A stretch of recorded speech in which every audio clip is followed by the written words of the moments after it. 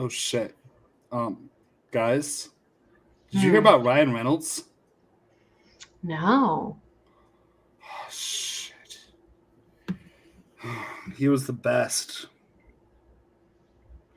But then he was in Red Notice.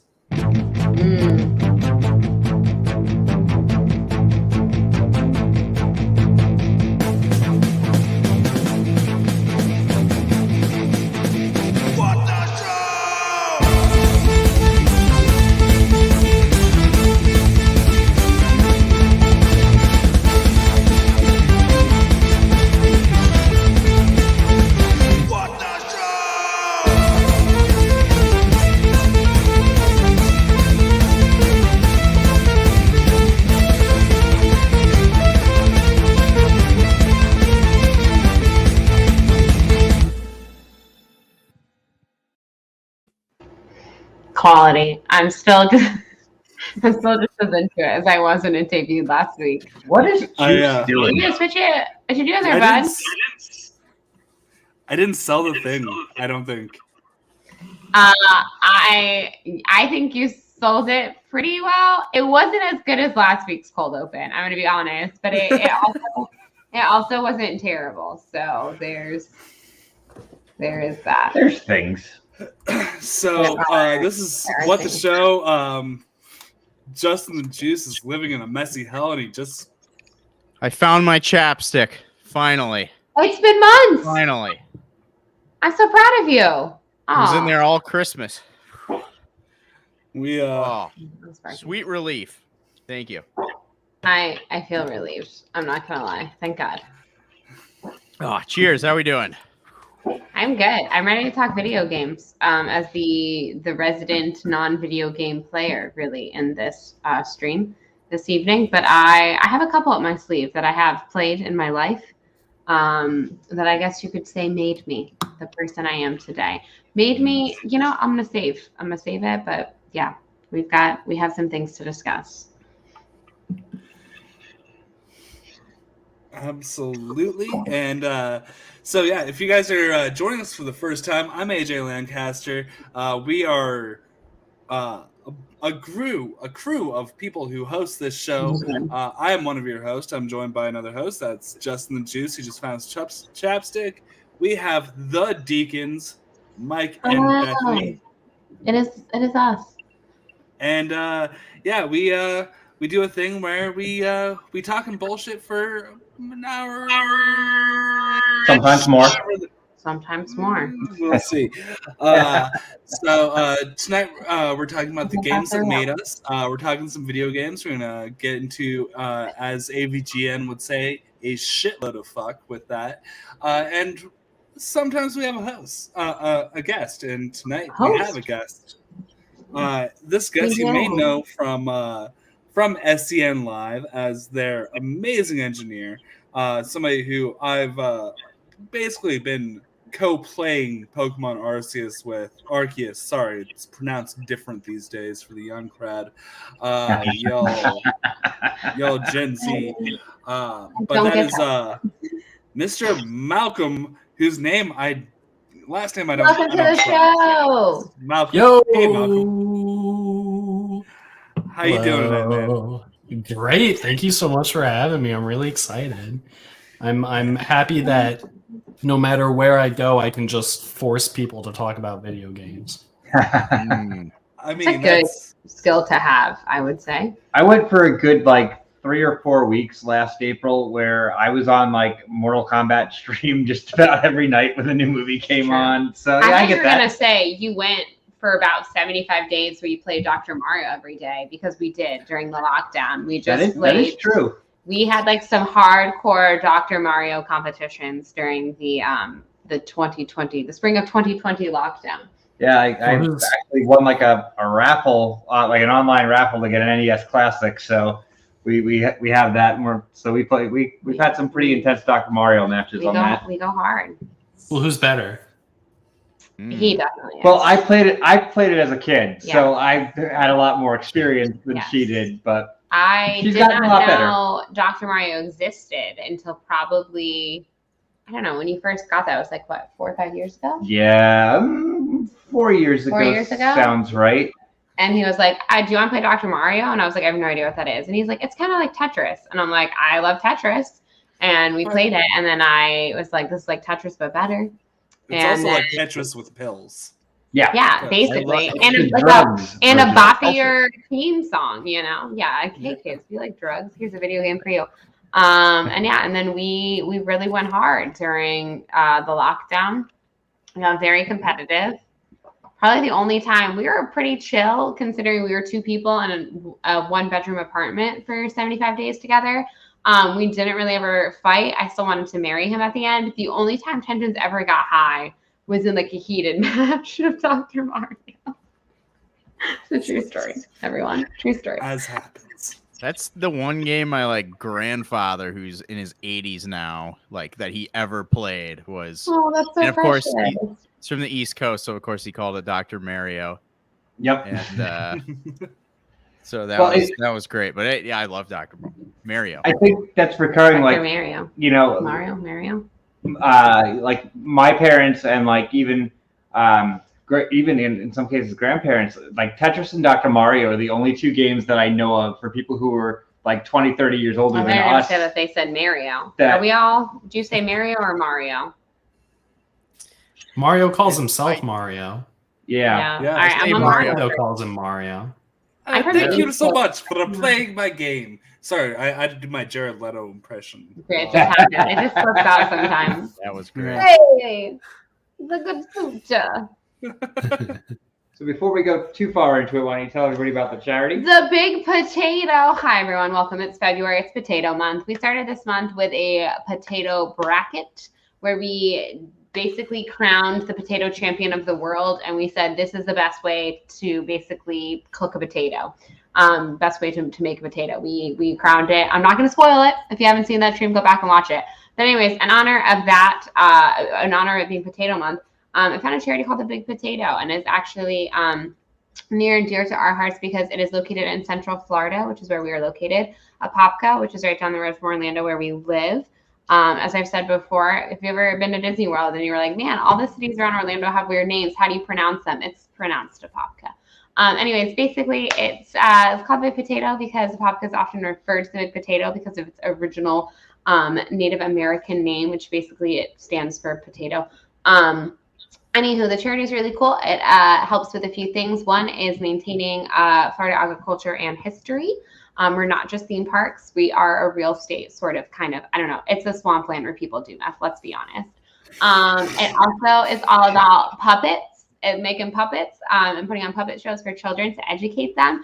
And also about helping those who are maybe a little bit less fortunate than us, helping homeless and or those that are lost. So it's a little bit of a charity, a little bit of educational, a little bit of agricultural history. So any Streamlabs tonight or anytime during this month, we'll be going to Big Potato. We appreciate anything you can donate. Thank you. I look it up. And that's the Big Potato. I mean, I love that when we visited you in Orlando, you were talking about your history as a 7th generation Floridian and your Florida pride, and then you just talk about the places doing meth in a swamp. Well, you know, Bethany, when you are born and raised in Florida, you can say that. Now, when people come from other places and they're like, Florida man, crazy Floridians, I'm like, you shut up about my people. But I can admit that we're just a bunch of crazy meth. Like, let's be honest, it's fine. But I'm Florida proud. I'm a rare breed. Having been here for many generation. But yeah, we're good people. We're a little crazy. It's fine.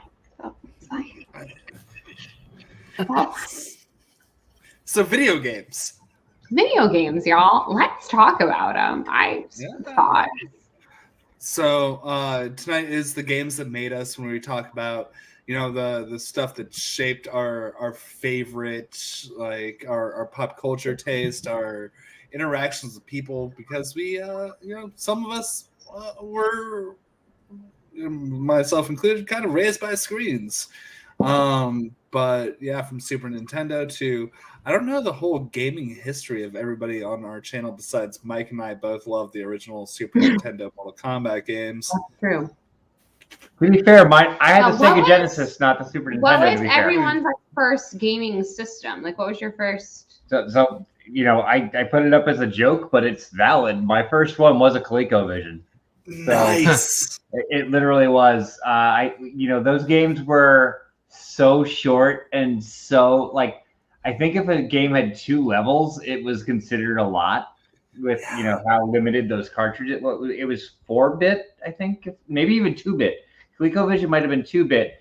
And I mean, if you look at the thumbnail for the stream, like the controller had like a version of a joystick, and then basically like a keypad that you'd have on a phone. Yeah. There was 17 buttons on the controller included with the side clickers. Yep. Mm-hmm. And you used 3 for any given game. Put in a little insert in there. And yeah, I had a friend, like one of my brother's friends. His little sister and me, we would play ColecoVision, and it was dumb shit. The only game I vividly remember playing as a child was the Smurfs game. I know we had more than that, but when I was very young when we had the ColecoVision. I was probably less than 4. Like when we actually used it before we actually got a regular Nintendo, I was less than 5. Obviously, the Nintendo came out and ColecoVision just got pushed to the side. But the Smurfs game is really the only game I really remember playing. Does anyone on screen? Did anyone actually own an Atari? Nope. No. Yeah, Didn't own the Atari. Did you play? Did like your friends have the Atari? My uncle, my uncle's about 16 years older than me. He Uncle had Jim? It. Yeah, Uncle Jim. We love Uncle Jim. Uncle Jim was in our wedding. Yeah, he had Atari. So the only game I remember playing on Atari was Pitfall and Donkey Kong. I don't think I know what Pitfall is. Pitfall's probably one of the more well-known Atari games. Oh. Yeah, totally. Times. Oh yeah. The most popular one to me is in a landfill. Well, yeah. Well, what about you, Bethany? Like video game history with you? So this is actually a fun fact. So my parents got married in 1983. And one of their they basically got as a wedding gift was the original Nintendo system.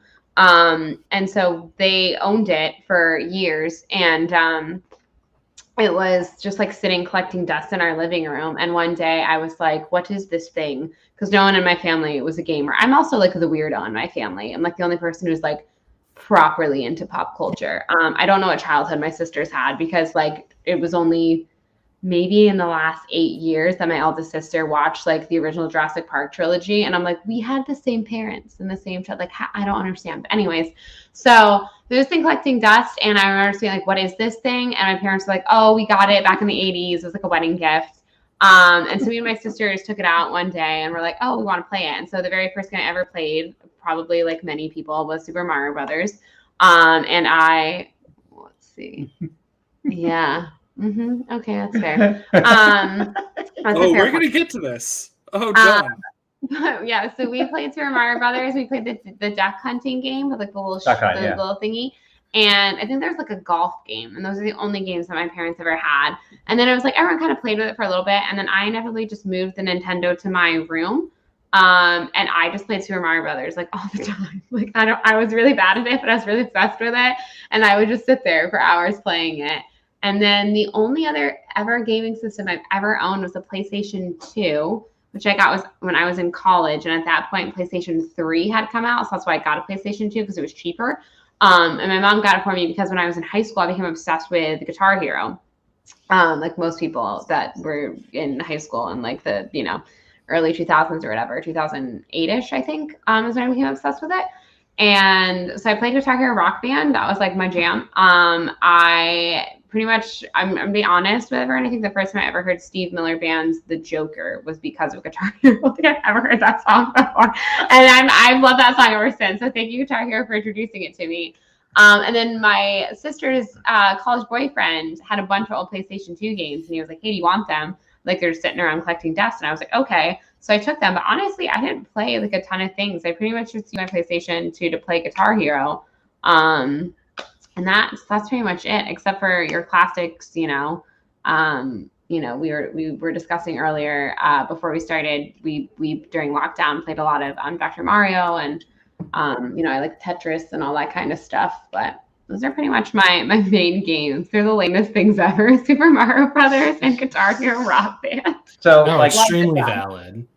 question, Oh, like God, I everybody- loved Guitar Hero and Rock Band. Like, formative for me. Definitely Legit. formed my taste in music in a lot of ways. It was such a big deal. I was in high school when Rock Band 1 came out, and that was all my friends and I did.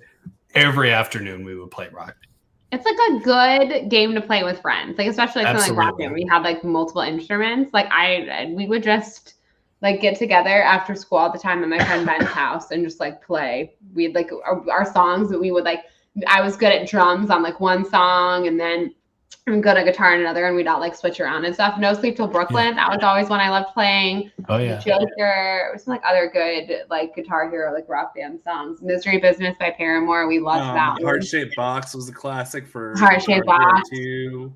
The Middle by Jimmy Eat World. That was always a good one. Oh shit! Yeah. That was legit. By the way, we do have our first Streamlabs donation from John Getz. Actually, I'll out your last name, John. Recently, the new TMNT game was shown and it reminded me of Turtles in Time, which is the only game my mom ever played with me in the mall. I was Donatello and she was Michelangelo every damn time we went shopping. Pizza time. That's honestly the most precious story. I love it. By the way, John, I do want to mention that the Deacons will not be here for the entirety of the stream. That is a thing with Mike's voice right now. If you want to come on, talk some classic gaming with us, send me a DM on Facebook and I will send you this link. Yeah, he'd be the person to take over. Just a thing that I wanted to throw out there as our classic gaming expert. And Malcolm, this man's Solid Snake voice is Jeff's kiss. Oh yeah, that's what we would call it. It is fantabulous. Jeff's kiss. Yes. Oh, Jeff. But how about you, Malcolm? What is the gaming origin story of the man who's poisoned gaming into every stream they've been on? So my parents got me a little green Game Boy Pocket, and my brother had a purple one. Was it a pocket or a color? Pocket. This was before the color. So it was a Game Boy Pocket. It was after the original one, but it was before the color. But it was just regular Game Boy games. It was like an in-between sort of thing. Yeah, it was just smaller than the regular one. And I was like 4 or 5. I believe I was 5 and got a copy of Pokemon Red and taught myself how to read. And that's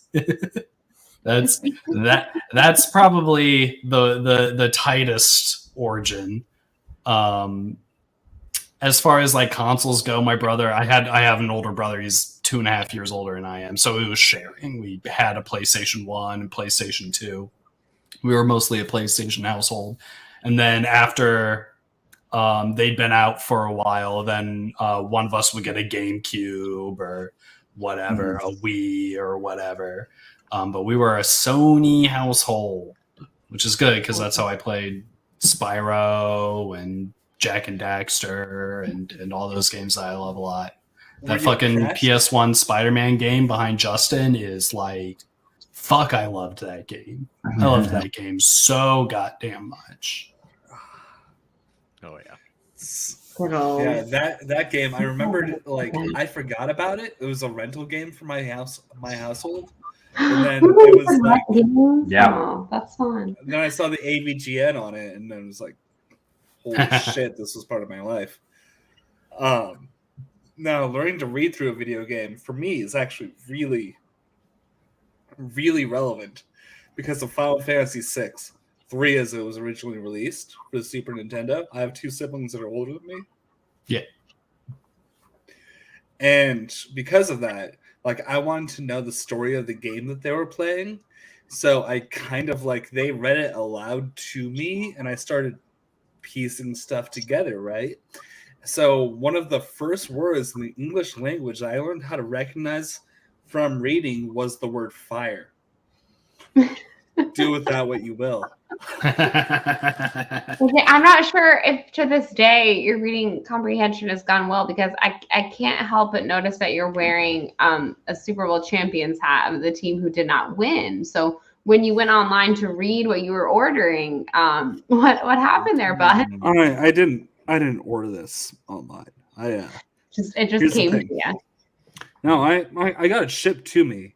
I got the homie hookup button in Algeria, because here's the thing: the shit that like they make all this stuff before the Super Bowl ends, right? You got to be able to put on the hat. They don't have seamstresses in the stadium, so I just got one. I respect that about you. Yeah. And you should wear it with pride always, I think. Here's the thing in Algeria. Tom Brady only won 2 Super Bowls. That's true. That's very true, actually. Both of them against the Giants. So, I mean, do you want to live in that life, or do you want to live in this one? I mean, I might want to live. Yeah, you know what? Just saying. Oh, If you ain't Tom Brady, it's pretty good in Algeria. it is pretty good, I will say. Good old Algeria. Oh man. You had so Malcolm, you were a pretty strictly Sony household. I mean, again, as someone who only owned basically 2 gaming systems, when you're talking about the Game Boy, though, I did forget one. I did own a Game Boy Color, I think, is the variation I had. I did have one of those. I had Game Gear, the Sega version. Nice. So yeah, I think I'd have to check. I'm 99.9% certain that might still be at my parents' house. Also, can I tell you a really lame thing that I played on my Game Boy Color? Well, mostly I liked using it for Frogger, because I was really obsessed with playing Frogger. Frogger was a great game. It's a legit game. But here's where the lame part. Oh man, I'm gonna admit this to everyone right now. I don't even know how or why this existed, but I owned it. There was a Lizzie McGuire video game for Game Boy, and I owned it, and I played the hell out of it. I remember the Lizzie McGuire game. You played as a little cartoon version of her. A little like cartoon Lizzie. I can't remember what exactly the purpose of the game was, but I remember I definitely bought that with my own little kid money and loved it and thought it was such a great game. That and Frogger. That was I was drugged to a lot of my sister's sporting events as a child, because they were the sporty kids and I was the nerdy kid reading the book or playing the Game Boy. And I just remember many basketball games just playing my little Lizzie McGuire on my little pink Game Boy, living my best life. That rocks. Good times. Juice, what was your first gaming system that you owned, or your family owned? Yeah, the first one that we owned, I think technically would probably be a Game Boy Advance. But I think that was my brother's. My brother got that for Christmas one year, and then I think the PlayStation 1 is the first one, and that is for sure at my parents' house still. But yeah, the PlayStation 1, we were also a pretty Sony and Nintendo family. But yeah, I will give a lot of credit that you were talking about your Uncle Jim, and I mentioned my uncle who is also named Jim. I did, he works for the government, so if he's pirating, I mean, what are they going to do about it? So, so true. I'd be like, it's me. I'd be like, oh, okay. So, no, but he literally gave us a disc that had just basically every Game Boy classic, Game Boy and Game Boy Advance games. So I got all the Pokemons that had been released to that point, all of the Mario, everything, Fire Emblem, and just a little 6-year-old kid just getting this, just getting all these great games I could just play on my computer for hours. It was incredible. Computer is really where my heart lies, and that's basically all I do is play on computer today, except for occasional Switch, but or VR. Yeah, dude. Very much we would rent PlayStation 1 games from Blockbuster, and then my dad would just burn the disc. So I had mountains of PlayStation 1 games. So I your dad was fine. had anything that we could find at Blockbuster. I ended up having. I played a lot of crappy games. A lot of crappy games. God, you remember how long it took to load some of those on PS1? And it would be like, all right, you finished one stage that lasted 2 minutes, 5 minutes to load the next stage. Yeah. Okay, so the best loading screen in the history of the world, and I haven't been able to find a screenshot of this, was Enter the Matrix on PS2, GameCube, Xbox. There was it would say loading and then the level name, right? And there was a level called The Bowels. Loading the Bowels. Oh, geez. You Was would love that. a load screen that existed in the would history love of that. fucking video games. Oh It's- my lord. Like, my sister and I were playing it, and we laughed so hard that we died the first time because people came out with guns in the sewers. I feel like Quick note: we have some stuff about Virtual Boy that's going to come up. I'm going to step away real quick because bathroom. speaking of loading the bow. So I'll bring up Virtual Boy. Virtual Boy. So What like is Virtual Boy? it's a colossal failure. It's one of the biggest failures in gaming history. It was supposed to be like a VR, like kind of like a Game Boy, but it was supposed to be a 3D. Okay. But like when you This is put, worse than the Power Glove? that's debatable. But the games weren't. They were very simple. It was like basically just a slightly larger version of Game Boy games, but it was all in red.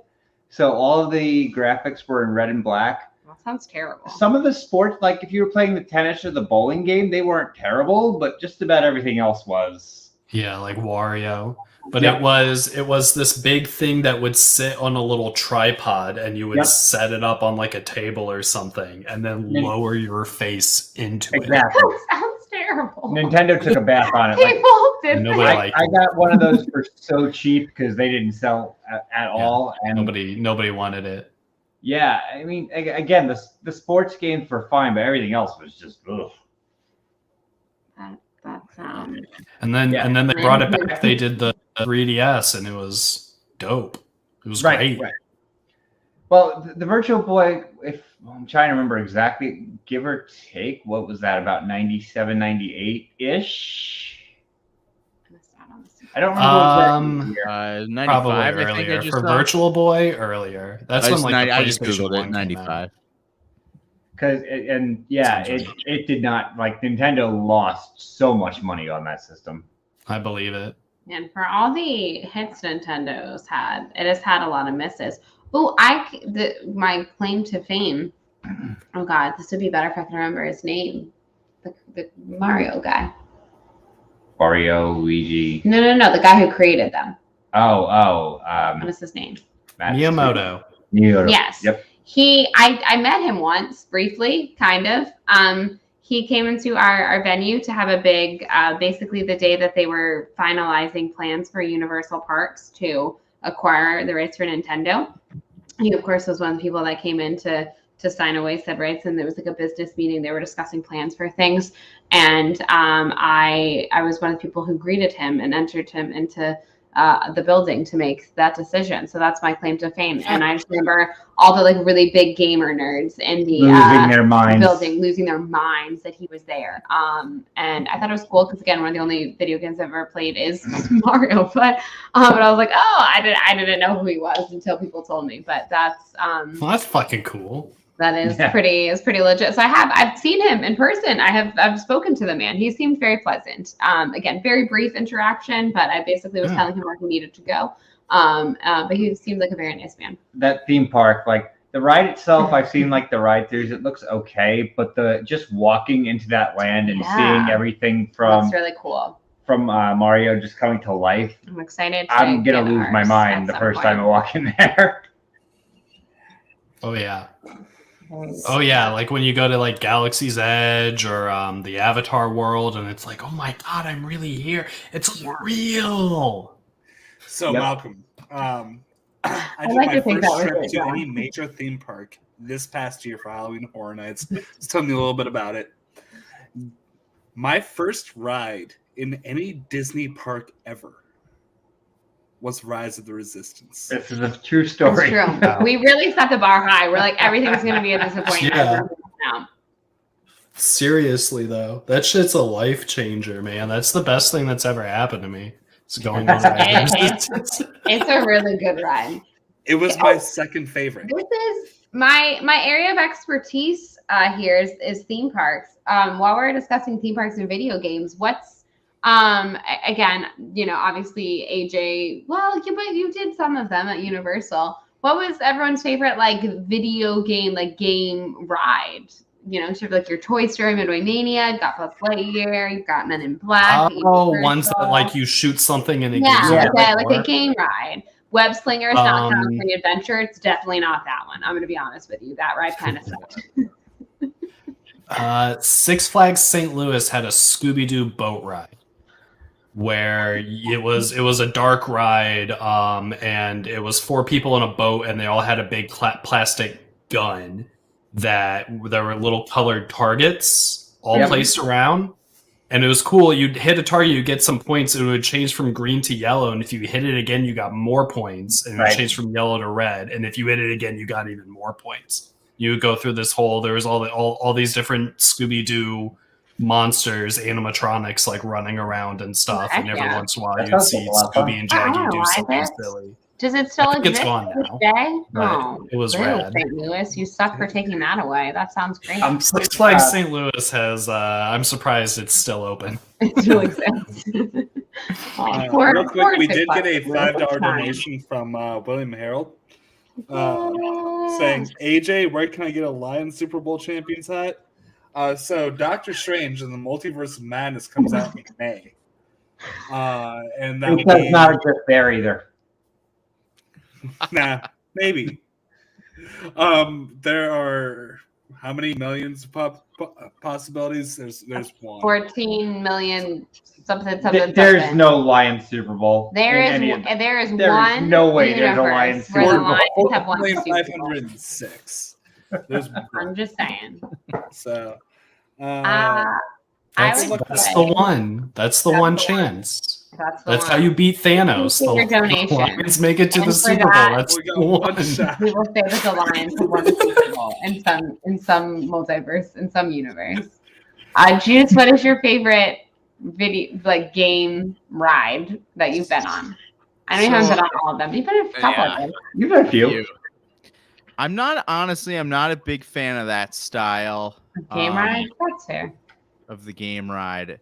So I think I will just say Web Slingers because at least the line. You came up with cute cuties that day, and we were with good friends. Yeah, the wait in line was the best part of the ride. That was the best part of that ride, legitimately. Waited an hour. The ride was pretty mediocre, but the hour wait with good friends we had a good group. Was a quality time. AJ, what is your favorite game ride? Guys, it's obvious. It's fucking Smuggler's Run. Yeah, Smuggler's Run rocks. That is basically a game ride. Arcade machine that's ever been created. Yeah, maybe that counts. Maybe it's just because I got to be the up and down pilot. I mean, that is the best spot in the entire Falcon. Let's be honest. It's so cool that you get to be strapped into the Millennium Falcon. You are immersed into that world. The screen is, more high def than just seeing the cockpit of the Falcon. And the animatronic of Hondo in the queue is fucking amazing. That's probably one of the best animatronics I've ever seen in my life. I went on it. It was just me and my stepbrother. We went on it, and we did the guns and the people that were flying. The dude had his phone out the entire time, and she was not paying attention at all. There was some point in the ride where Hondo was like, "Are you guys gonna fly the you have to line up behind a thing?" And it's like, "Are you gonna do it?" we super terrible score, and they made they made fun of us over the speakers. And then as we're leaving the hallways, everything is sparking and broken. It was really funny. I intentionally destroyed it. Did. And when we got out of there, everything was going haywire. I took my job very seriously. The first time we went on it, we were with our friends Lena and Corey. And so the first time we went on it, we did the girls piloted, which was the smart decision. And we were great. And we were awesome. And then we left the boys in charge and they failed miserably, but on purpose. Yep. So. I don't remember like what the maximum score you can get is like around 10,000, I think. I don't know. And I don't think we even hit 1,000. It was not a good percentage. Let's just say that.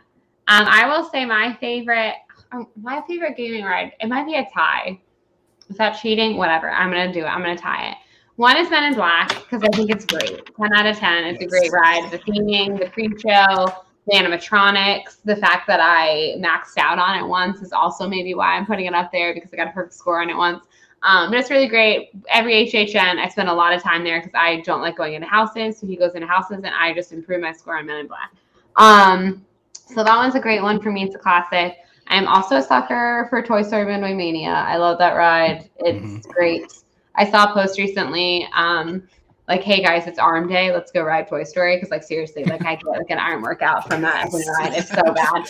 I take it so seriously though. My friend and I go on and we're like trying to get the bonuses. We're like trying to like, it's intense. I'm not the greatest at it, but I'm decent. I've been on enough that I'm pretty decent. But yeah, I could quote that ride all day. I like I'm not your mother. Break those plates. Like it's got some good lines.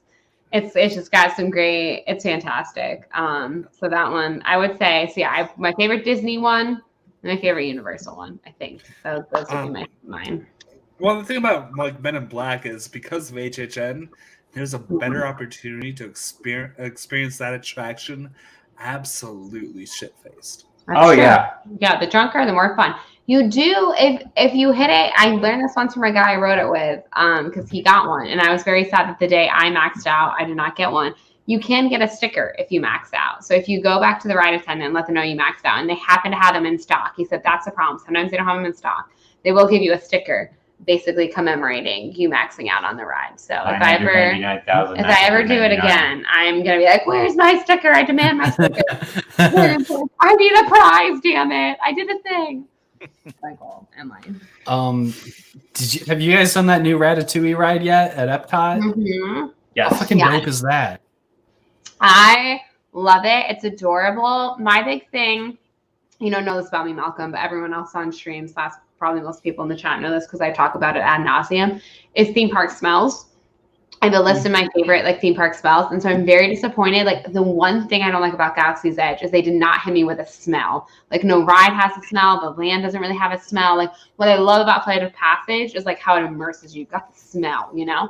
So my favorite thing about Ratatouille is, of course, it's all about cooking, right? So like you got to have smells, and they did not. Missed opportunity. You're absolutely right. I didn't even think about that. Yeah. That's my one. No, you're absolutely right. I want an attraction where you got to smell the inside of a tauntaun. I don't know if I want that, but the smell of the Ratatouille attraction is, oh my god, like you can smell like the baked bread and like it's so good. So that's a big one for me. Personally. You can smell that if you room with Jake Yacovetta. Oh. So wait, is it inside of a tauntaun or baked bread? Yes. Got you. I think with that said, the Deacons now have to depart, but it was a pleasure meeting you this evening, Malcolm, and talking a little video games. I'm gonna let you guys continue on with your video games.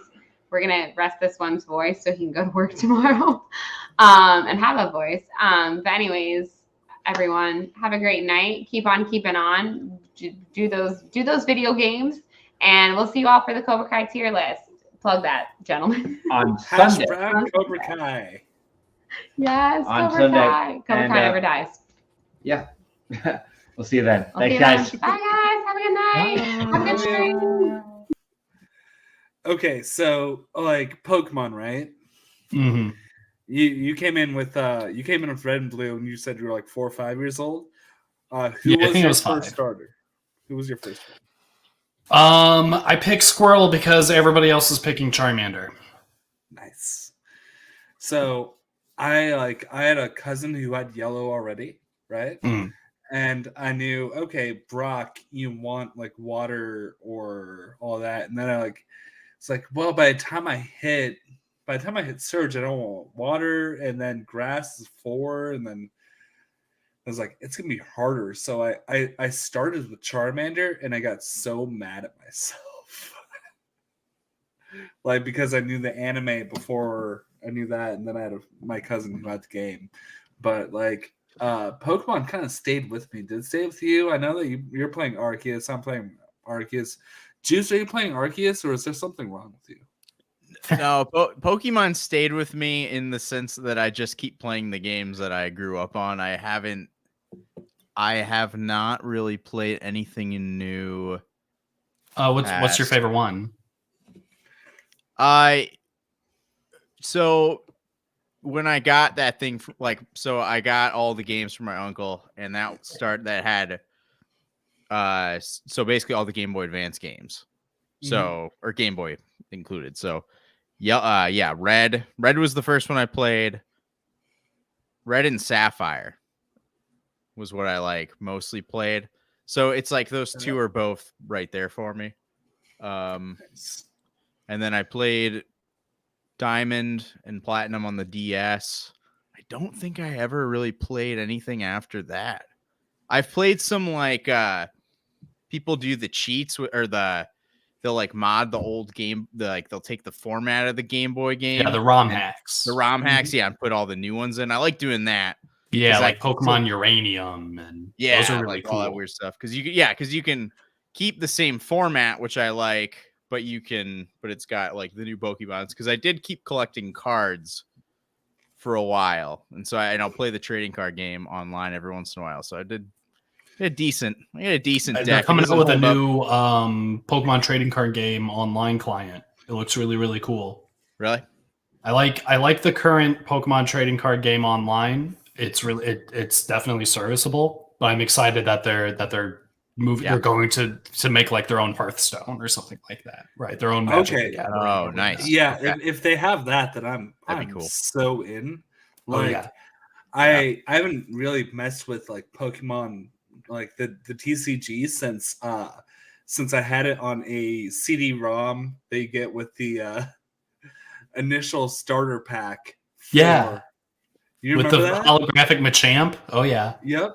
You remember the CD-ROM game that they give you? I think so. There's a tutorial for the game, and it's horrible, early PS1 graphics before that even. Just very 90s. Oh yeah. Nightmare CGI. Oh my god, it's so much fun. It was just terrible. But I got into the trading card game for a minute, and then your parents have a garage sale and you decide you're done with those toys, and now they're worth hundreds, if not thousands of dollars. Did your parents actually ask you? Because my mom gave away all my Star Wars action figures without asking. Oh, shit, no. Hell no, Karen. Oh, my God. Well, is your mom the same Karen? I'm sorry. I just assumed. Did I just assume her gender, bruh? But yeah, well, to answer your question, it was Pokemon was a huge hobby of mine. And I bought all the games up until I think it's actually been 7 years now when it dropped off for me. And it was Sun and Moon. I played Pokemon Sun, and it has just lost all the stuff that I really loved. It was a gradual decline, but I was still super in it. The ones that came out right before Sun and Moon were the Ruby Sapphire remakes. Yep. Which were really, really good. I actually just replayed through Omega Ruby with a friend, and we were battling each other periodically. It was it rocks. They rocked. But no, they just fell off in a big way. I wish Pokemon never went 3D. I think they looked better with the 2D sprites.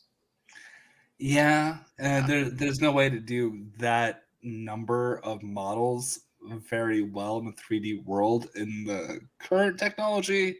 I don't know. They could. They just they don't put a lot of they don't put as much time and money as they should into the video games, and it sucks. By the way, John Getz mentioning I sold the fat PS2 for $40. Worst decision of my life. I got you one. At that garage sale, we had the Virtual Boy, which was a thing that every once in a while I got to play for a few, like a half hour in like breaks and shit like that. Every couple of weeks or so, we sold that Virtual Boy for $20, complete in box. You guys know what a Virtual Boy sells for these days? How much? 700 plus. I am so happy that I'm a hoarder.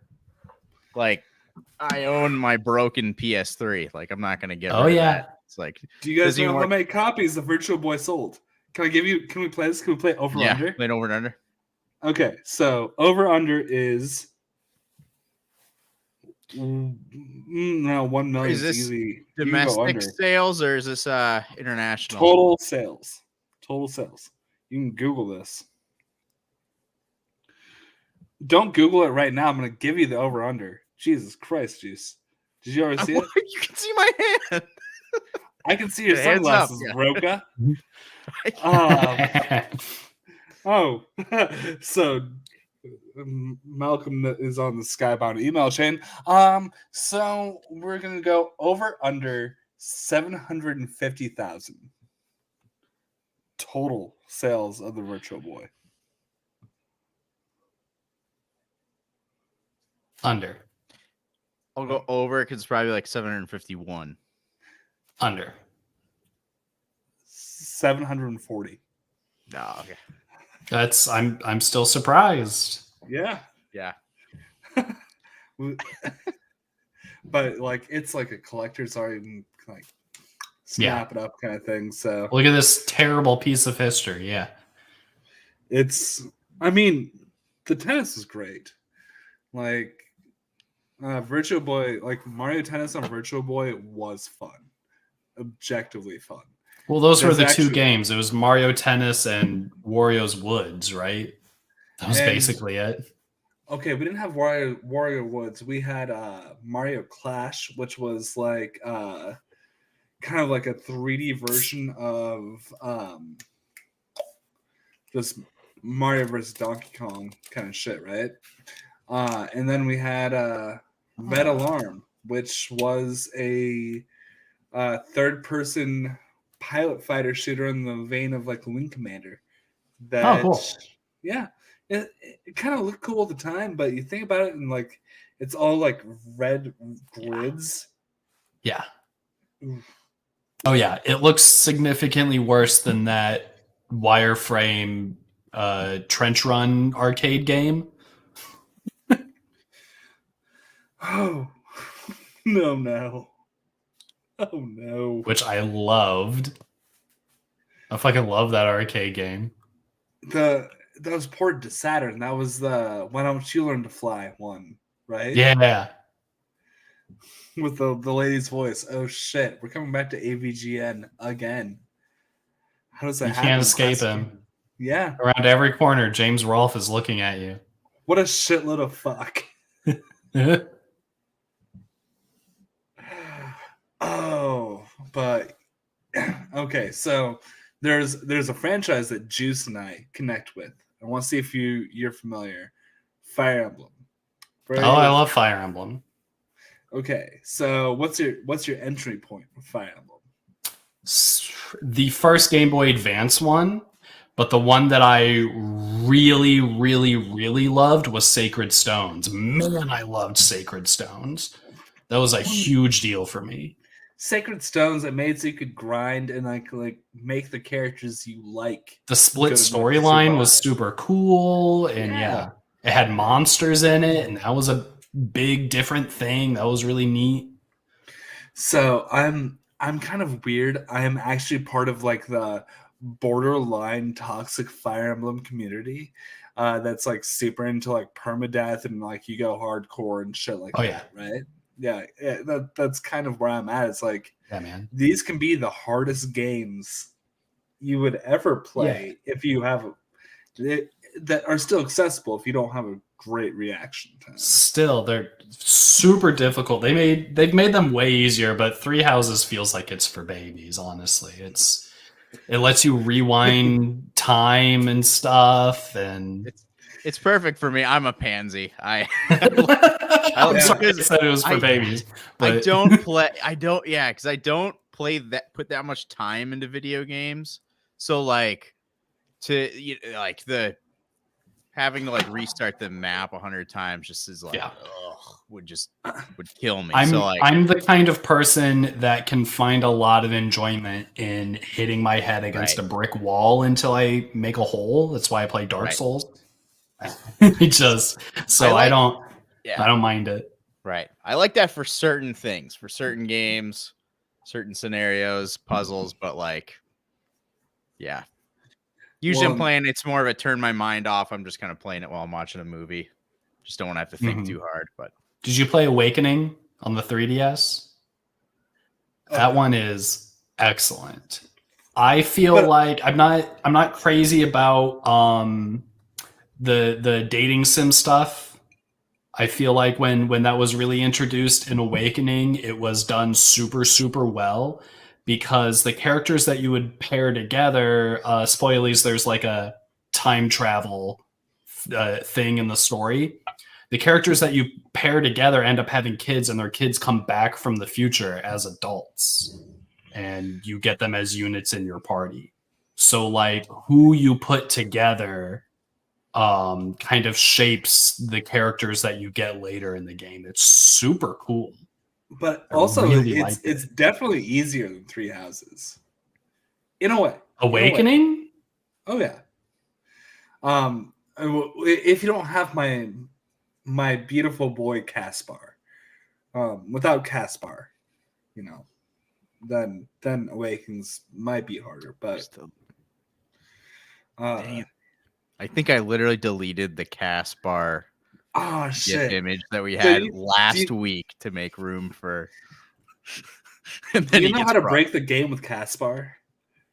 With Three Houses, he's the little blue-haired guy. He's like a little fighter dude. He uses axes, but he's like like a little So exhaustive strike is a move. It's a skill that you use every time you use it. It breaks your weapon. Mm-hmm. And it also gives you like a ×4 multiple for damage. So if you give him like a steel axe or steel axe plus, and you just break it, you can break it against any boss, and it's a one hit every time. Damn. So there's this thing where like streamers were like making fun of breaking the game with Caspar. I will say, because that just made me realize like I'm more of my style of playing the game is the grinding. So in the original place, or I played like Fire Emblem, the Game Boy Advance Fire Emblems on Game Boy or on PC on the emulator. And so you can kind of save. And so I would like grind in those little tournament arenas till I basically maxed up my people to like high levels. And then I went in and just didn't the games because they were still. Did you scum save states? You scum save states, didn't you? We all did it. It's like when you're a kid and you're reading like a choose your own adventure book, and you're like, well, I can flip over to page 78, and if I see that my guy dies, then I'll flip back. That's impossible not to. Yeah, it's impossible not to. Yeah, we all do it. It's necessary. So, these days I try not to. Like I'm actually funny I brought that Mega Man. I'm actually playing through Mega Man Battlefront 2 on the game on the emulator right now, and like or the first one actually. And you'll get to the point where it's like that you use an emulator on a live stream.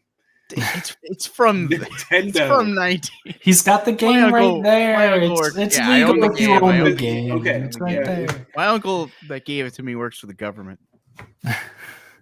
Those he'll protect me. Those games rock. The third one is the peak. The third one's so freaking good. I loved those Battle Network games. They're just so different, really unique. I would love to see a resurgence of that. It was like the Game Boy Advance Kingdom Hearts game, just very different. And I liked the deck building aspects a whole lot. Right. Chain of Memories. Yeah, Chain of Memories. Hell yeah, Chain of Memories. By the way, Jonathan Strand donated $5. Fast and Furious Showdown, Fast and Furious Crossroads, and Fast and Furious Spy Racers: Rise of Shifter are great games. I will be seeing you in hell, family. Hashtag 60 days. Did either of you play the Game Boy, or not the Game Boy, the GameCube Mega Man Battle Network game? Mm-mm. Oh, yes. Oh, the Battleship one. Holy shit, that's hard.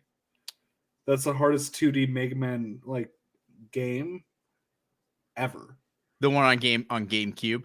Yeah, the 2D one. Yeah. That's Oh yeah, shit. it's insane. It is right. It's a side scroller, but like everything kills you like instantly, and it's just the most aggravating. I can't believe I made it as far as I did as a kid. So, are you familiar with this, Malcolm? No, I didn't know that there was a GameCube Mega Man EXE game. So it's it's in the Battle Network universe. Mm-hmm. It's about as hard as Contra. Mm-hmm. But that looks super familiar to me. I've definitely seen that before. Now, I played the WRPG. I played the JRPG for Mega Man multiple times through. I never beat Mega Man Legends. Yeah, not Legends. It was the Mega Man X RPG. Those shit was the name of it. It played like Final Fantasy X. Yeah, I can't remember the name of it. But we're about to get another guest here if we're gonna roll for like another 30 or so. John Getz, we mentioned earlier, is an absolute legend. Hell yeah! But so every game on the NES is hard because they couldn't fit much in the game. So yeah, it was. Yeah, and that was the culture of games at the time, because before the home console, and even while home consoles were young, it was all arcade games, which were designed to make as much money off of you as possible. We've only kind of recently abandoned lives being a thing in every single game. You know what I mean? So yeah, they were hard, dude. They remain extremely difficult. Oh yeah, I go to barcades quite a bit here and there. I was just at one the other day, and you know, even though it's like, yeah, you can get a ton of tokens and whatever, so like, you know, so you're not really spending that much money, but still, like, you're dying like that every game. It's all difficult. What's your favorite arcade game? What's your go-to? I really like this one with a gun where you gotta shoot specific targets, and it's really fun if you play against somebody else, because it's basically like a race. You can shoot the more targets quicker. That one's great. I can't remember the names of a lot of them, but like always enjoy like playing the X-Men. Usually my friends and I we always play the X-Men game for a while. Yeah, you can get like 6-8 people on there. Oh yeah, that's a great one. So many like random. I just have like a good time, like just spending a few minutes on like a bunch of different games. You remember the fucking Jurassic Park game that was at all the movie theaters? With the big, where you would sit inside the big thing and it would have like you'd be like cut off inside the big box with the guns. It was a light gun game. Oh yeah. Oh shit. That's a nostalgia trip right there. Yeah, did I just pop up an old memory? Yeah, that's like, and it's weird when you don't remember the pixels, you remember the polygons, you know? That's a weird distinction when that happens. Oh shit, that was a fun one. Oh man. By the way, for me it's definitely, it's in the same vein as the X-Men. It's the Simpsons. Yeah, Hit and Run. Oh, okay. No, not Hit and Run. Hit and Run was Oh yeah, the arcade game. yeah, Yeah. Simpsons Arcade. Ooh, that was some chaotic like 4-person side scroller mayhem. 100%. It was never properly ported to a console of any type. That's why there's never been any like re-releases of it whatsoever.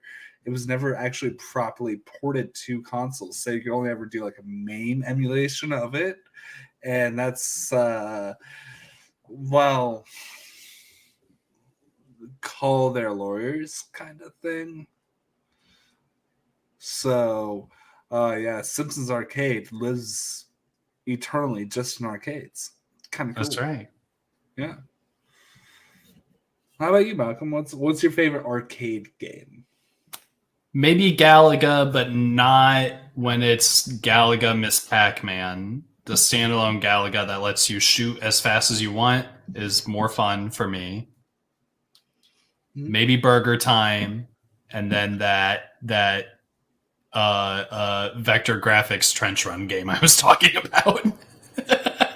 Vector graphics trench run. The Star Wars trench run game where you would have to.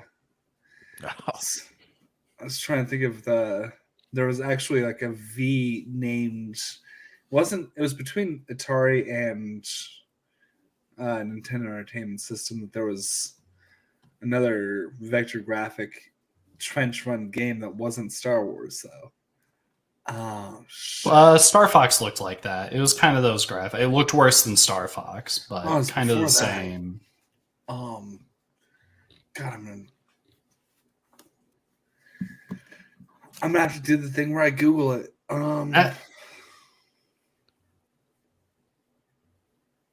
What's up?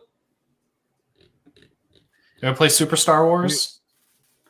Yeah, that was a way. It ruined Star Wars for 90s kids. Only 90s kids will remember what it was like to think you like Star Wars and then play Super Star Wars.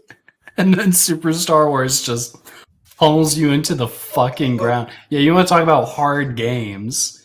Jesus Christ. Unnecessary. And it's like that and like the Super Nintendo and Sega Lion King are like the ones. Mm-hmm. They are the ones that are just holy shit. Why are you doing this to children? Like, you know what your audience is. Why is this just the worst? Oh shit! Oh hey, we got Clay Fighters is fucking dope. Clay Fighters is fucking cool. Yeah. There was another one that, besides the game I can't remember for a vector fighter, but there's another one that just came.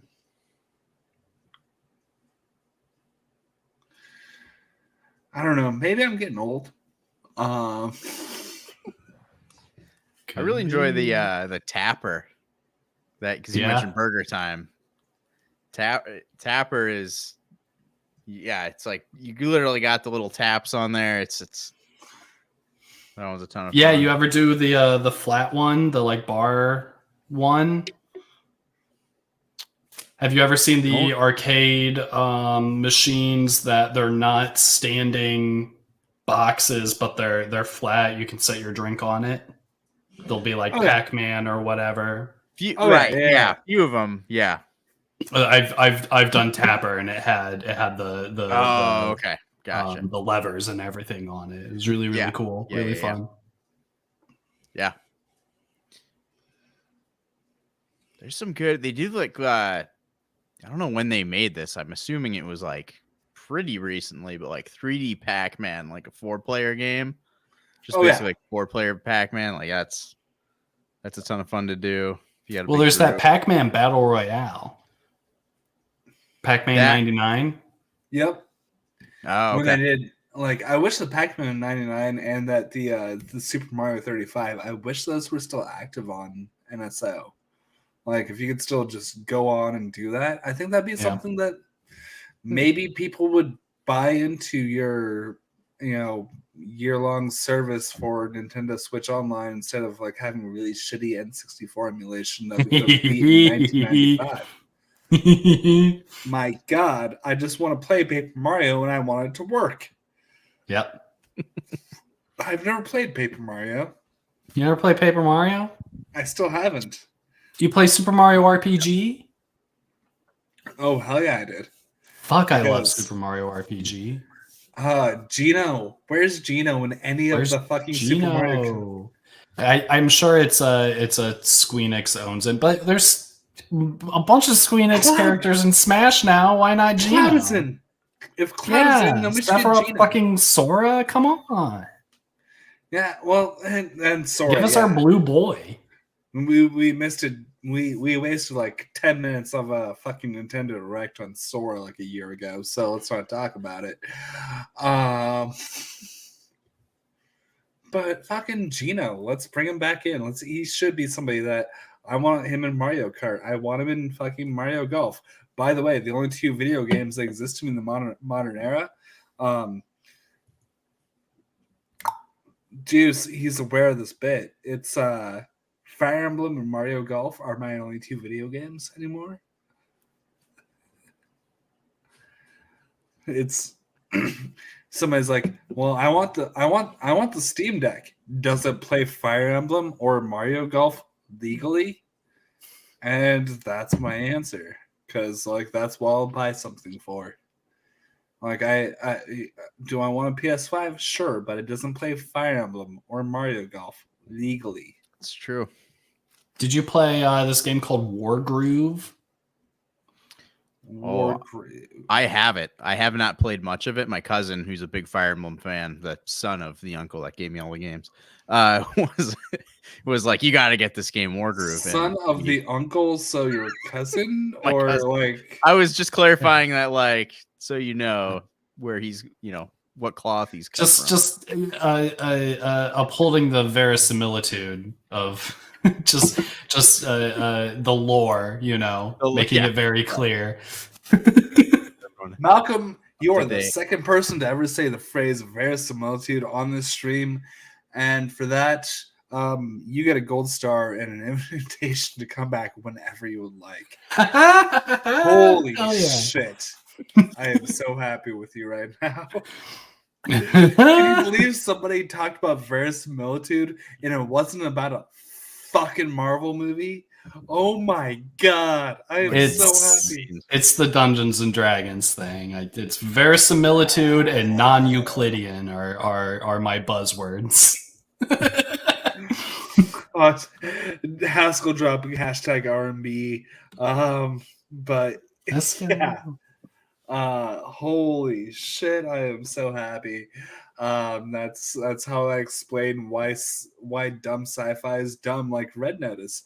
And those movies don't work for Netflix. And, I'm not gonna go on a whole tirade right now because life's too short. But yeah, if you've got a Fire Emblem shaped hole in your life right now, check out Wargroove. It's way closer to being Advanced Wars than Fire Emblem. Okay. Oh, and they're coming out with those Advanced Wars remakes really soon as well. Yes. So that's another thing. You play XCOM 2? I tried the XCOM games. They didn't work for me. I tried Valkyria Chronicles. Worked slightly better for me, but not quite there. But yeah, Fire Emblem for me is like it's got to be swords and shields and self-loathing. That's the other S. That's yeah. And smooching. Smooching came later, but I'm like Fire Emblem 4 is my favorite game. Yeah. Ever. Which one is that? Which one is 4? Used. Genealogy of the Holy War. It never came to the US. It's still not officially translated. It's like every map takes like the Game Boy Advance maps that take a long time. The average map space is about 4 times that big. Oh gosh. Yeah. Cool. It's really fucked up. It's not the hardest one in the series, but yeah. What about Final Fantasy Tactics? Bullshit. Advance though. Advance and Advance 2 are both great. I don't get into like yeah. I only played the PSP one. Yeah, War of the Lions, the remake. Really great. Right. But it's also just the remake but with Shakespeare. It's fun. It's fun. It's cute. Sure. It's adorable. No, Fire Emblem remains king. There's just something so very, very special and unique about those games. There's something about like I spent a couple of maps training up this like low level unit and they're getting so much better and then they die. So I have to restart this 30-minute thing that I started to go ahead and do it all over again to figure out the perfect strategy. Yeah, it's like, magical. And it's kind of where I've gotten with like old school Pokemon as well. Like to plug somebody who has hundreds of thousands of subscribers, JRose11 is a YouTuber who does individual runs. So it's like I'm going to beat Pokemon Red with just a Rattata, and I'm going to show you how to. I'm going to go through the entire strategy. I'm going to talk about the ins and outs of the entire thing. But it's like, how do you do this with just the strategy and make it hard kind of thing? That it's like self-imposed difficulty. That's where I'm at with Pokemon. But it's kind of also where like I always was and why I glommed onto fucking Fire Emblem. It's like you can make this hard. Yeah. The Dark Souls games are the same way. Yeah. Like that's the whole thing that everybody talks about Dark Souls is how hard they are. But like I'm not against them just adding an easy mode to these games. I don't think that detracts from my experience in any way. But if you spend time, it's a big pain in the ass. But if you spend time grinding up points, you can make yourself stronger than all the enemies in the game and then move through it. Or you can play the whole game at level 1 without any clothes and with a crappy weapon. You can impose like artificial difficulty if you want to. Yeah. But where I love it is like a Fire Emblem should be an easy game for other like tactical RPGs because normally you'd get those units back. I love that that's imposed. But like self-imposed difficulty for Pokemon, like the single run thing is really, really fun and cool. Kind of like a Dark Souls kind of thing where it's like we can make this harder or easier for you. You don't need to make it hard or easy. Yeah. Well, and more recent Fire Emblem games have let you, when you start, you can choose to have permadeath on or off, and then I think they have other difficulty modes on top of that. Right. And you can. But the thing is with Fire Emblem now is you can start easy and make it harder. You can't start hard and make it easier. I see. So I think I started. So I had like a tragic situation with my Switch. Like when I originally started playing Fire Emblem Three Houses, I think I selected permadeath, and then I got halfway through the game, and then my Switch broke. And then when I got a new Switch, I had to restart. So I think I was like, screw this. I don't want to waste a lot of time. I just want to get back. Valid. But that brings it back to, with the Game Boy games, one of the reasons why I've always like get super far. And then I always kind of like stop playing. And then when I get back into it, I restart versus continuing on is the fact that, and because like you can't just keep going, you gotta keep all your players alive. It's so difficult to keep everyone alive. Well, for me, I have to. Well, that's what makes it fun. That's what makes it fun. I have to as well. Is like I can't kill anyone. I can't let anybody know. I will restart every single time. Yep. So we all like Sacred Stones, right? Yeah. That's the only one I have actually like 100% beat besides Three Houses. So Joshua, right? Joshua in Sacred Stones, he's your excellent Myrmidon into your excellent sword master. He's your critical attack choice. He murks everything. If Joshua dies, you have your option of, do I reinvest my time into Joshua or do I move on? And that's what makes permadeath useful to me. That's what makes it really cool is, do I let go of this character to finish the game? You get to make that decision, knowing that you can play through the entire game again. If that makes sense. Yeah, no, I understand totally. Yeah. Yeah, no, I've also played like almost every Fire Emblem game and beaten none of them. I haven't beaten any of them, but I love them. I love them so much. They're fucking hard. They're fucking hard, and everyone they'll just throw a stupid goddamn level at you. Oh yeah. Sometimes just frustrating, and you know it'll kill my will to play the game. Oh shit, we have a John Getz in the comment. back stream, in the backstage. Just real quick. Hey. Yo. Hello. Otacon.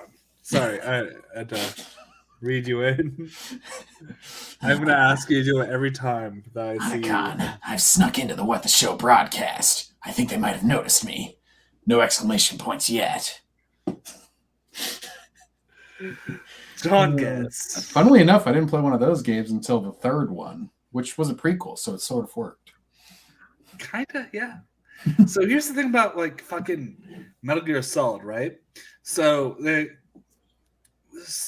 as a child, just getting the information that we're gonna have like, I don't know, maybe 20 years of military-industrial conflict and just straight-up war with the country that you're from, being like in the center stage of all of that. Plus, you know, maybe there's gonna be a disease that's inflammatory and kills old people and advances aging and, you know, makes people cough off blood and just fucking die and shit. Like, is fucking Hideo Kojima a fucking time traveler? Am I just...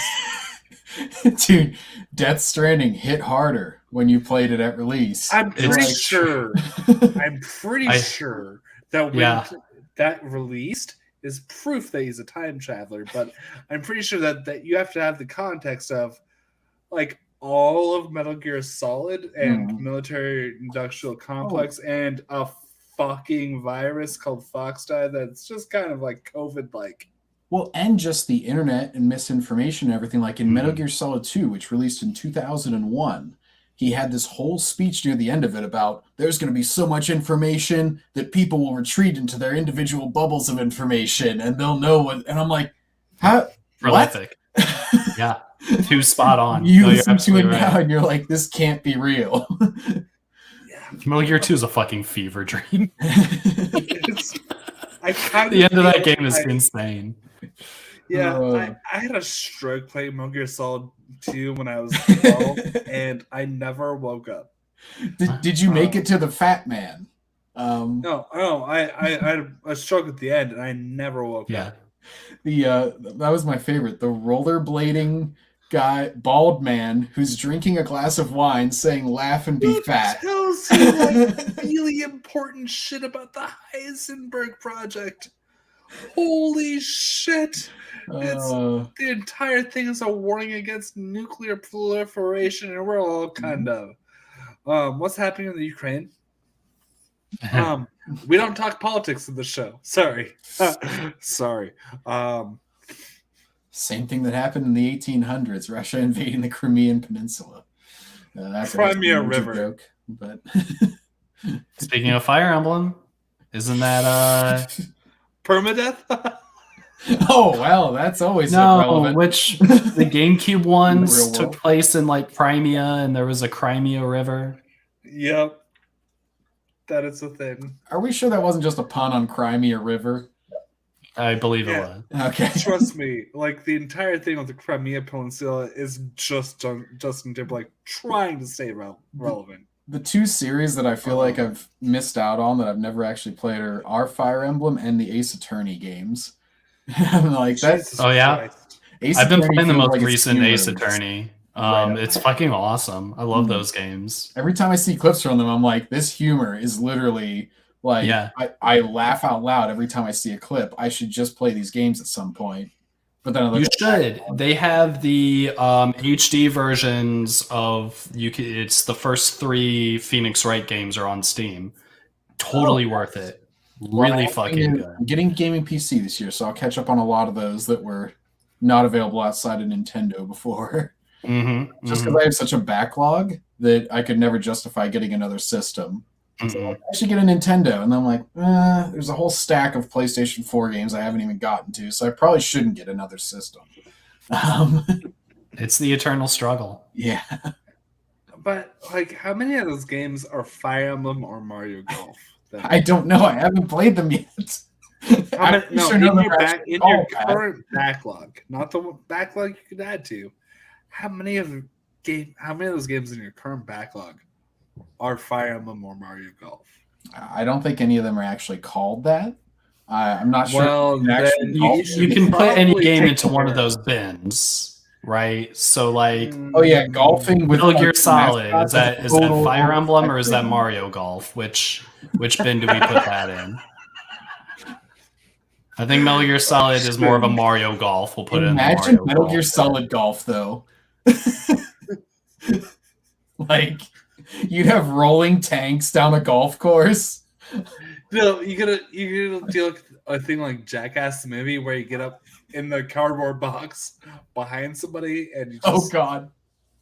You Flashbang. will not make this shot, you jackass. and then a flashbang grenade goes off on a golf course. Dude, this game sounds pretty sweet. I mean, it's Sounds pretty fun. Konami doesn't make like games anymore. They just make slot machines, but Yeah. They made a Metal Gear game that nobody wanted and nobody liked. I still think Konami should just pull a like a Marvel with Spider-Man deal where they're like, okay, we'll sell the game rights to you, but we still make all the money from slot machines and everything. Because like you're not making games anyway, it's just free ads for your other stuff. Yeah. They're not gonna give up Metal Gear and they're not gonna give up Castlevania, and we're gonna have to live with them selling their Castlevania NFTs. Dude, it's a shame because Lords of Shadow, man, that's one of my favorite games. It's a total God of War ripoff, but it's an awesome atmosphere.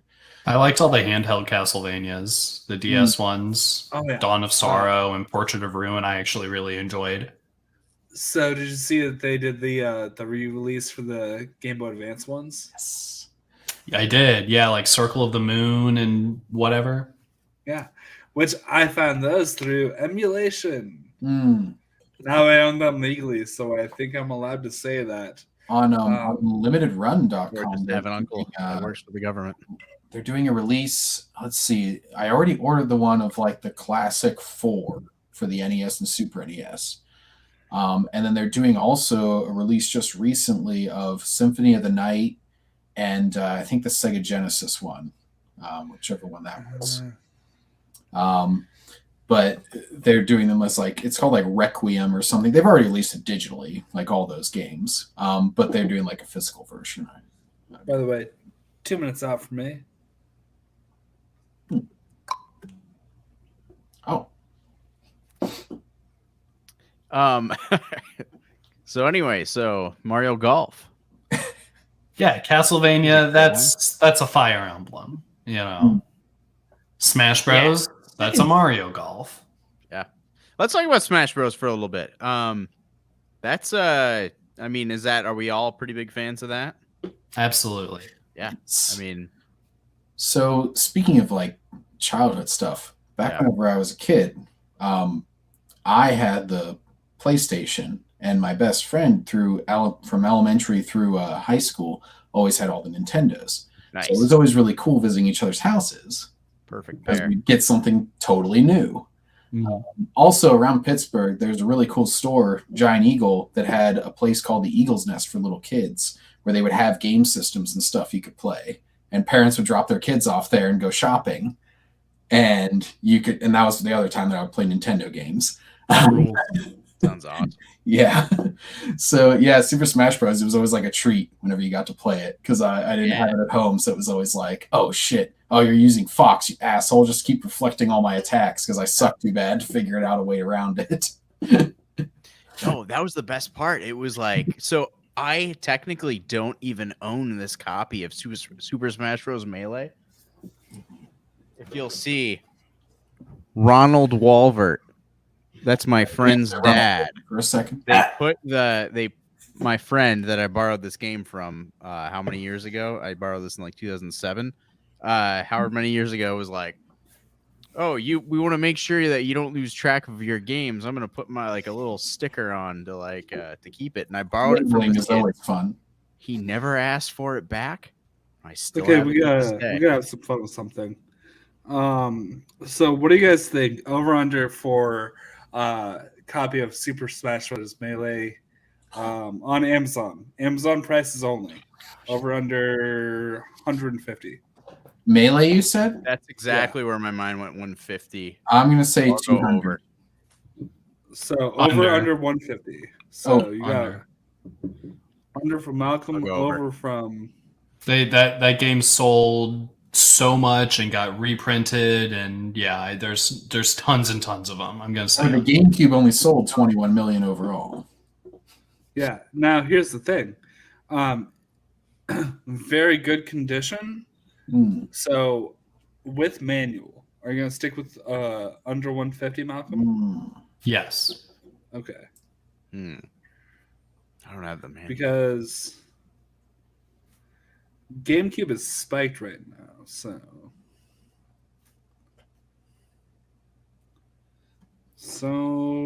I'll commit to results. Lowest price. Oh wait, that's used, not used. Very good condition. Very good condition. Oh, Glad you researched this beforehand, AG. Yeah. Lowest very good condition is $90. Ah, there you go. That's a bargain. That makes sense. Yeah. Does Nintendo do that thing like they did with the 3D Marios, where they're like, "Hey, this isn't available digitally anymore for some reason"? Yep. Well, you know why they did that, right? Because a few months later, they said, "Okay, you can get Mario 64. It's $50 a year. We're packaging that into our Nintendo Switch Online." But is that owning it, or just being able to have it for as long as you're subscribed?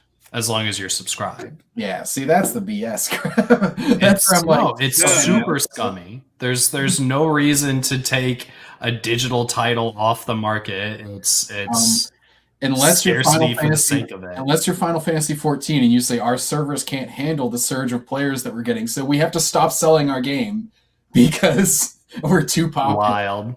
Yeah, they were like, we have to shut this shit down because our servers are not working for anybody because too many people are buying it. So here's the thing, John. Here's the funny thing about the fucking NSO with 64 emulation. It's an emulation service. That's what they're selling, right? You have a Switch, which is more powerful than any computer that existed in like 2001, right? Yeah. Yeah, it doesn't work. The emulation doesn't work. Oh, you're talking about the official Nintendo one. Oh yeah, what Nintendo does a lot of the time, they've done it before, is that they'll just rip a ROM that somebody else has made and put on the internet and then sell it. Do it right. I feel like people would make better ROMs. Like nostalgia is just like we could have these things and like have them right. GTA did it too, where like I bought the PS4 versions of GTA 3 and Vice City. And then Rockstar was like, oh, we're coming out with our remastered trilogy. It's going to be better in every way, guys. And by the way, we're going to stop selling that other one because you're not allowed to get that anymore. And then it like was glitch filled and completely fucking broken. I'm like, looks like ass. Yeah, I'm like, you know what? The old versions worked fine. Luckily, I played them like slightly before that announcement, like sometime last year. And I was like, they worked fine for me. I don't know why they bothered to fuck it up. Like they could super have selling it. But whenever you're the only option, then that becomes like, okay, I guess I have to get it from you. Yeah. So much like Exactly. we Limited talked Run like also sells cables that make it available to like stream or put on your PC or whatever from an old system. So if you do have an old system, I would encourage somebody to go on there, and even if you just want to stream it or something, just get one of those and just use that, and then you get the original version and probably cheaper. It's also the worst versions of Ocarina of Time. They've come out. The GameCube version was better. The 3DS version was better, and it's just the base N64 version, which is the worst way to play the game. Oh, I played through like I think every 3D Zelda other than maybe Majora's Mask. I played through them actually all the way for the first time on the Wii U because it had Wii backwards compatibility. Mm-hmm. And you could bring that up, and then you could buy everything in the Wii Virtual Console. Yep. They had all the old games, and they were, fine versions. Yeah, they had a bunch of Game Boy. I had Metroid Fusion, Mega Man Battle Network. I had a bunch of Game Boy Advance games on the Wii U. They announced yesterday or a couple of days ago that they're shutting down the Virtual Console for the Wii U and the 3DS. Yeah. It's garbage. Yeah. And that's the because it was nice. It was like all on one system. It was like every generation pretty much up to Wii U. You could play on Wii U. And if you're a hardcore niche RPG fan, like, well, super fuck you. Oh, and Juice, you'll like this. There was a lot of save scumming on Wii U too, because that's how I beat Link to the Past. I also played, and before every boss, I'd be like, quick save, and it was official. I mean, it was on the Wii U controller. You just like press the equivalent of their L2, and it was just like it saved your spot right there with all the hearts and everything, and it was really nice. Yeah, right. Link to the Past, actually, I played through the first time on Game Boy Advance. Oh, it's weird. Yeah. It's weird though. I went like one summer, I just went on a Zelda kick, and I was just like, you know what? Since I never owned the Nintendo systems as a kid, I'm just like, I played through like all the 3D ones, and then I was like, Link to the Past. I've heard that's really good too. Just gonna play that as well. That was like 2014, I guess, because that was when Wii U came out in like 2012. See, the sequels. The sequel's the best one to that. Sequel. Link Between Worlds. I love Yes. that game. I thought you were saying. Oh, I love that game. Like, okay, so do you guys know the gimmick with the Link Between Worlds? Malcom does, but no. Okay, so it's a sequel, and you can actually you can go into the 2D world of the 3D remake. So you travel along walls and shit, and it mind bends and twists and fucks. Yeah, at the beginning of the game, they give you the ability where you can go up to pretty much any wall and flatten yourself on, and become a painting, like a hieroglyphic on the wall, and you can move back and forth on it. And all throughout the game, there are like these cracks in the walls that let you switch in between the light and dark world. It's awesome, and it's such a incorporated thing into the gameplay. It's so snappy. You just walk up to a wall and blorp into it, and then you can move all the way along the wall and find secrets and stuff. It's super fucking fun. I love that game. Yeah, it's quick and it feels like it's meant to be there. It's not just a gimmick. It could have been like a gimmick kind of thing, but it's just fleshed out. I think it's probably the best 3DS game. Definitely up there. Yeah. Well, and I loved the 3DS. I wish the Switch had all the menu customization and stuff that the 3DS did. I had all these different themes for my 3DS, and every time you would open it, it would be a different theme with different music playing and stuff. I'm upset that the Switch isn't that cool. Yeah, PS5 needs to as well. Especially with I have a Switch Lite. That's how I game. That is my only console, actually. Mhm. But can you imagine if like the fucking Switch had Street Pass? Yeah, that would be cool. Why doesn't it Yeah. have this stuff? Like The 3DS fucking rocked. It had all these just super unique, new, and extremely interesting features to it that they did not bring back, and they're probably not going to. okay, so has everybody here played a Final Fantasy game at some point, right? Mhm. Okay. Watch my So- friend play one. What does that mean, Jude? Oh, okay. Second. I thought you meant like I hadn't played through all the way or something. So I've started multiple of them. Nobu Umatsu, who composed most of the scores for the games, I know the music. was in Omaha, Nebraska. I want to say it was 7 years ago now. And they had the Distant Worlds Orchestra that played Final Fantasy music, right? For the orchestra. And Theater Rhythm Final Fantasy just came out on 3DS. It was like a tap music game, like a rhythm game for Final Fantasy music. And I had the best Street Pass day I've ever experienced. Oh my god. I just kept my 3DS in my pocket the entire time, came home, and just maxed out. Yeah. That shit was Street fucking Pass. cool.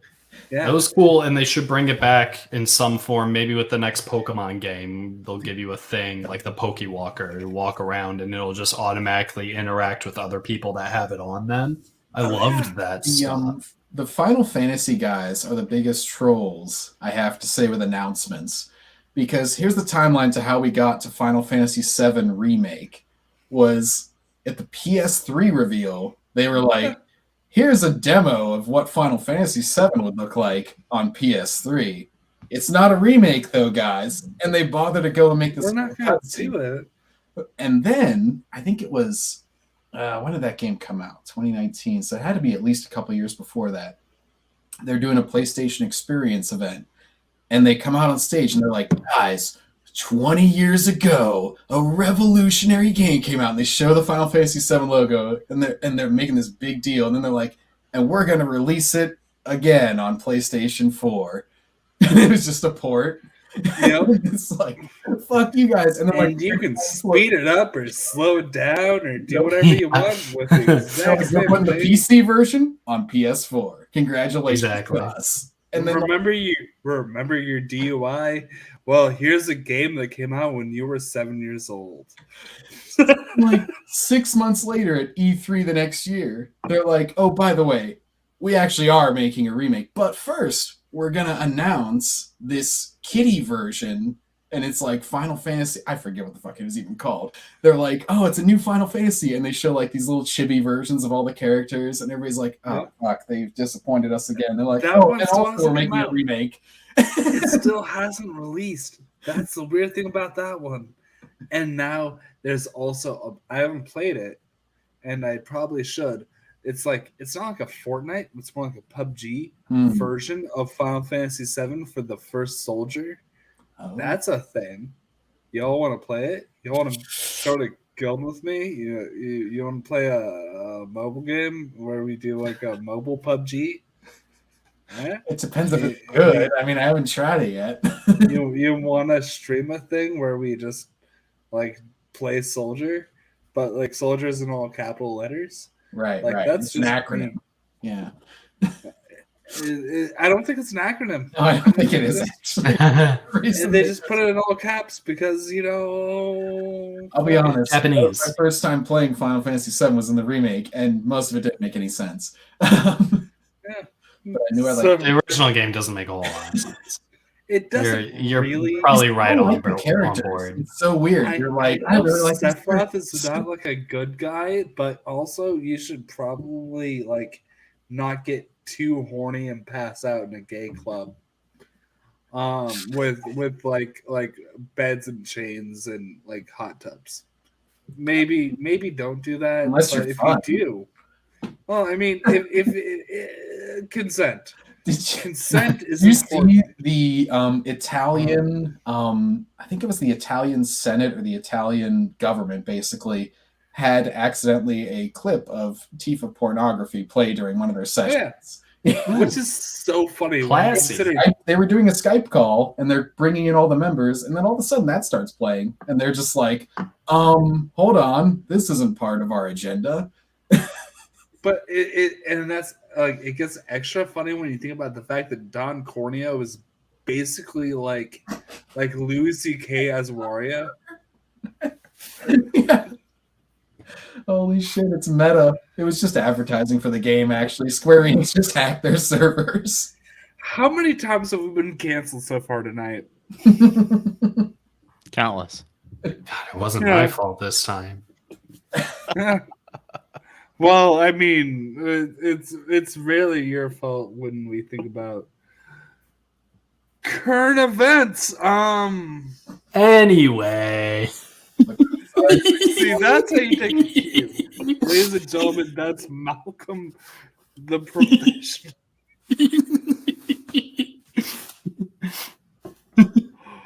Holy shit. Malcom, I am so sorry that you decided you'd never come back to this program. He's leaving right now. But we're going to ask. You know, you kind of look like Greg Miller, speaking of gaming. Greg Miller. Did you ever get Was that? Greg Miller, He's on George Countless Miller? Games now. It's a gaming related thing. He was on IGN for a while. yeah, was he the guy on IGN that I liked? He was Is he- Wait. on IGN, and now he does Kind of Funny Games. Yeah, he would always wear the Mizzou jacket. Greg Miller rocked. He was, for I a think long he time, writes he was for the only some person more there that I games. really liked. Yeah, I see it. I'll take Now it. I think he has a big beard, but pre-beard in his younger days. I'll He's take it. like reviewed Uncharted 2 for them and stuff. I remember. Yeah. Yeah, I kind of see it. I see it in a way that I definitely You see it in that way, AJ? what? Oh, you didn't see what was just played on the screen. What? So Speaking of games I got to late, that was on Wii U as well. I played the remake where they made you go a lot faster in the oceans. Mm-hmm. Mm-hmm. So I think we've hit an impasse. I think we call it. So I want to make a big thing of this and say, Malcom, everybody should be following you on Twitch by now. They should be. I think I agree with you emphatically. Everybody should be. Yeah. So, where do they follow you on Twitch? Where do they follow you for everything that you're doing at the moment? Everything that I'm doing that's on Twitch and on Twitter, I am Infamous Mal, INFAMOUSMALL, Mal. That is me. You can definitely listen to the podcast that I work for wherever you get podcasts. That's SEN Live. To watch us live, you can subscribe to our Patreon. But wait. What's SEN Live? SEN Live is the movie centric podcast that I work for. That we air 3 days a month. But what's it stand for? The Schmodown Entertainment Network Live. Oh, so that means like Carlos part of this? Okay. At one point, he was. And that's I thought that where was 5 we days a week to Carlos. Ladies and gentlemen, John Getz. Cheers. Let's start a family together. But other than that, I don't think that's biologically possible, but where are you at? aside from those stipulations, you can just find me on YouTube at John Getz. Okay.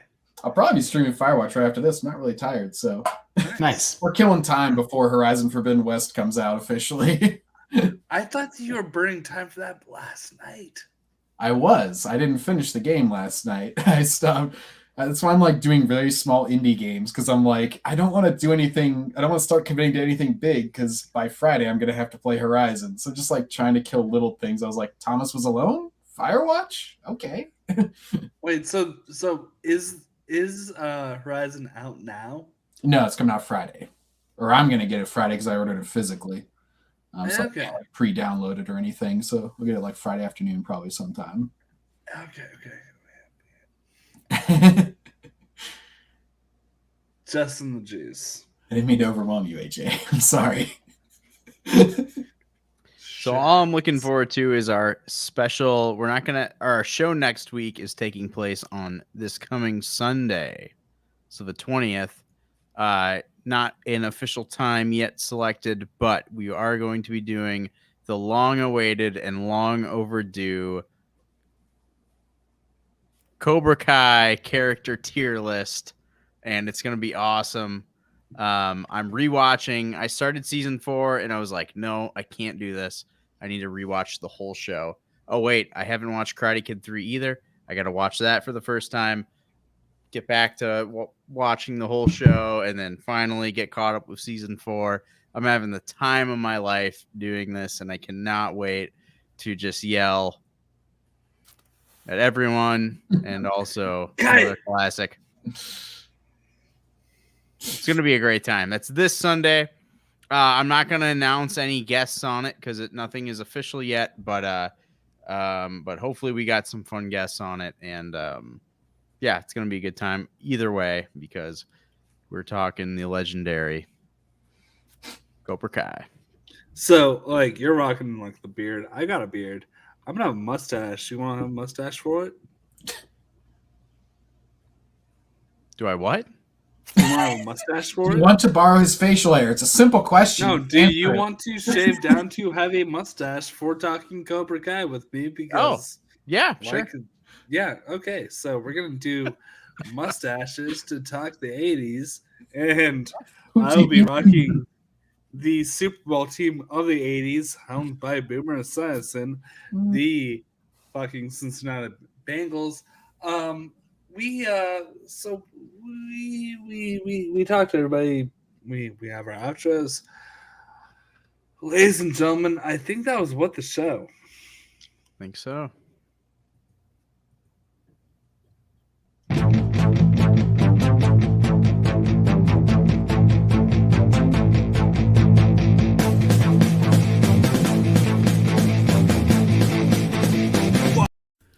May the 4th be with you guys. Why we love Star Wars.